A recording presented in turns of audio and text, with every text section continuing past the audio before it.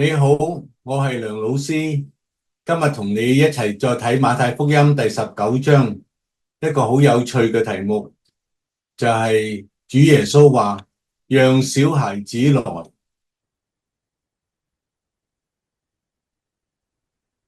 經文記載喺19章13節，那時有人帶着小孩子來見耶穌，要耶穌給他們按手禱告。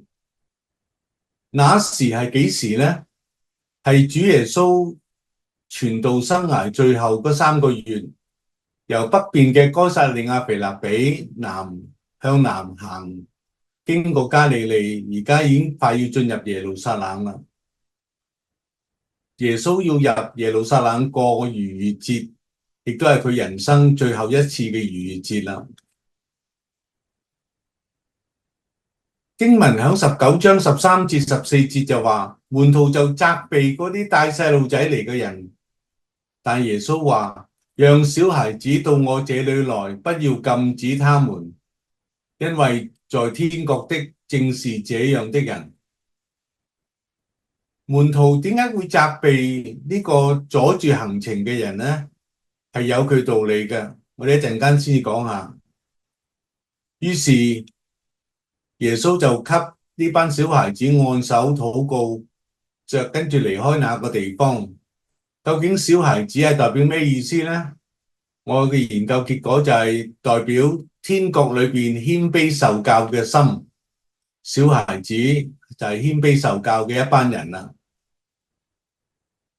所以由黑門山耶穌啟示佢係神嘅愛子之後，佢去行到加利利處理門徒內部嘅糾紛，佢而家已經進入接近耶路撒冷嘅比利亞地區啦，約旦河以東比利亞地區。我哋今日用3個角度嚟睇呢段經文。第一就係有人求為小孩子按手。第二，門徒責備嗰啲阻住行程，即係帶小孩子嚟嘅人。耶穌點樣睇天國裏邊謙卑受教嘅心呢？經文背景呢，就要睇返18章第1節定第2節。當時門徒進前來問耶穌說：天國裏誰是最大的？耶穌便叫一個小孩子來，使他站在他們當中，站在門徒嘅當中。耶穌話：我實在告訴你們，你們若不回轉，變成小孩子的樣式，斷不能進天國。嗱，呢一個咧係一個非常嚴重嘅提醒嚟嘅。我哋點樣睇經訓嘅第一段呢？為謙卑受教者小孩子嚟到禱告，呢個係猶太人常有嘅祝福禱告。一個長輩可以為小孩子祝福，求上帝嘅恩福與佢同在。所以呢個係好溫馨可愛嘅場面嚟嘅。主耶穌愛小孩子，小孩子亦都愛主耶穌。所以主耶穌就為小孩子禱告，但小孩子喺呢度就代表咗謙卑受教嘅心，呢個係門徒需要學習嘅。但門徒就責備呢啲阻住地球轉嘅人喎，點解要責備呢？而且唔單止責備，馬可福音嘅記載仲緊要。耶穌看見門徒責備嗰啲帶小孩子嚟嘅人，就惱怒喎。馬可福音加多一個惱怒就嚴肅好多啦。對門徒話：讓小孩子到我這裏來，不要禁止他們，因為在神國的正是這樣的人。路加福音冇惱怒呢個字，但係同樣嘅認真講，讓小孩子到我這裏來，不要禁止他們。所以馬太、馬可、路加都同樣記載門徒責備阻住行程嘅事。點解呢？因為時間緊迫啊！當時耶穌已經預備入耶路撒冷過逾越節啦。猶太人一生都會入耶路撒冷守一次節日嘅，入逾越節係一個重要嘅趕住行程。而當時耶穌嘅遊行佈道隊啦，有主耶穌啦行在前頭，後邊有12個門徒啦，同埋12個門徒再帶出去嘅70個門徒。我哋根據《使徒行傳》嘅記載，沿途跟住耶穌入耶路撒冷過節嘅外城嘅人，即係唔係耶路撒冷嘅人，有500人。呢500人後來睇住耶穌基督升天嘅，所以沿途加入約旦河東嘅比利亞嘅居民咧，應該超過差唔多呢一度咧，要睇落去咧有成600人到1000人。而小孩子祈禱係常有嘅好行為，但係喺咁隆重嘅過節嘅日期，比利亞嘅居民沿住兩途嚟到鼓掌，嚟到歡呼主耶穌入耶路撒冷過節，呢啲係成年人嘅大事啊！為小孩子祈禱顯得係小事啦。但係主耶穌惱怒佢哋阻止小孩子前來，耶穌仲為佢哋按手，就離開嗰個地方啦。究竟天國裏邊謙卑受教嘅心有幾重要呢？原來有一個好重要嘅背景，就係馬可福音第9章34節。我哋而家睇馬可咧，就因為根據馬太就冇呢個記載嘅。馬可第9章34節，原來門徒不作聲。耶穌問佢哋：你哋路上喺度討論緊啲乜嘢啊？其實係爭論緊啲乜嘢啊？門徒不作聲，因為他們在路上彼此爭論誰為大。誰為大？點解會過去嗰3年跟住耶穌傳道冇呢個問題呢？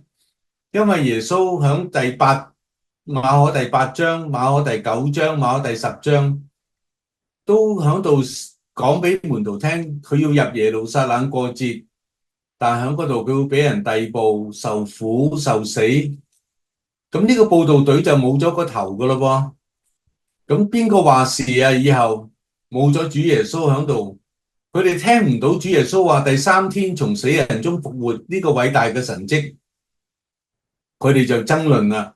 當冇咗耶穌管理呢個遊行佈道隊，方向點樣走呢？佢哋爭論誰為大，邊個拯救呢個遊行佈道隊呢？所以佢哋係愛呢個遊行佈道隊，但係而家主耶穌竟然嘥時間喺小孩子身上，其實係一個門徒訓練嚟嘅，訓練門徒開始睇見天國嘅榮美，天國嘅謙遜，天國嘅謙卑，係一個門徒訓練嘅特質嚟㗎。喺講到呢一度結尾嘅時候，我哋睇一段聖經。我相信我哋要帶住祈禱嘅心嚟到睇。當主耶穌處理一啲爭論嘅時候，呢一度第11章咧係處理施洗約翰或者施浸約翰當時候挑戰耶穌係咪當嚟嘅彌賽亞嘅時候，主耶穌係咁樣形容佢自己嘅。佢話主耶穌話自己：我心裏柔和謙卑，你們當負我嘅軛，學我嘅樣式，這樣你們心裏就必得享安息。當時候為耶穌開路嘅施浸約翰，佢挑戰耶穌係咪當嚟嘅彌賽亞？照計啊，主耶穌應該好唔高興先啱，但係主耶穌卻提醒門徒要學佢，學佢乜嘢呢？原來主耶穌就係擁有天國嘅謙卑，天國嘅謙遜、柔和謙卑。佢話我心裏柔和謙卑，柔和謙卑唔係等於就得人，柔和謙卑係代表住打開心靈，容納，但係卻堅持到秉行上帝俾佢嘅使命，傳道趕鬼教訓人。你哋當負我嘅軛，軛係牛嘅背脊上邊嗰塊木，嗰條木條係放喺牛嘅背脊上邊，等佢牽動一個泥耙嚟到開墾天國嘅田。負軛，學佢嘅樣式，柔和謙卑嚟到負軛，咁樣你哋呢班門徒就必得享安息啦。因為乜嘢呢？我的軛是容易的，我的擔子是輕省的。呢一個嘅講法，請你留意，原來喺1世紀，當時候好多木匠喺佢嘅鋪頭面前呢，都會寫咗呢句說話：我嘅軛設計手工嘅軛係對隻牛係好好用嘅，係容易背負嘅。我嘅擔子係輕省嘅。換言之，牛用嘅力係用得最少嘅。弟兄姊妹，我哋學習馬太福音嘅時候，我哋珍惜呢一段嘅經文，主耶穌願意停低成個遊行佈道隊，差唔多成500人、600人、1000人都停低落嚟，親眼見證主耶穌為柔和謙卑嚟到禱告。我哋有一張圖係睇見小孩子沿途都仲係望見一隻小松鼠，甚至一隻螭蟀喺度走過嘅時候，小孩子係好好奇嘅。